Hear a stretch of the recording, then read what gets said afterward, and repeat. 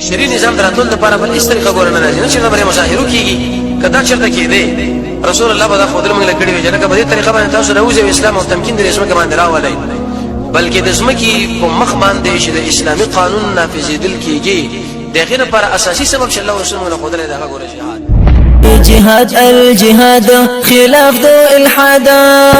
د کفر په خوا کې په ټوله دنیا کې عرب او عجم مانی او منی با او دا تجربه ده چې کوم انسانان هغه د اسلحې په زور باندې د کرسي له ورورسي نه دی رسیدلی، سکندونه کې ورسېدل خو په سکندونه کې ګوره برته بهزم،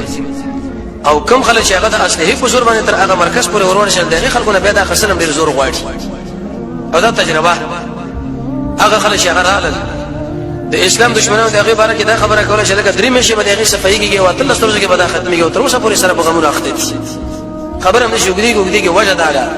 چې دوی خلکو د الله په ځمکه باندې قانون اسلامي غوښتل او د اصلي په زور په قرباني نه ورکړي وي، نو دغه خلکونه به دا شي اخسترم ګران کړي. کسبین هدف ته رسیدل غواړي jihad پکوي،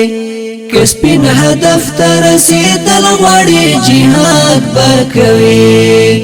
په اطمینان کو سیدل غواړي.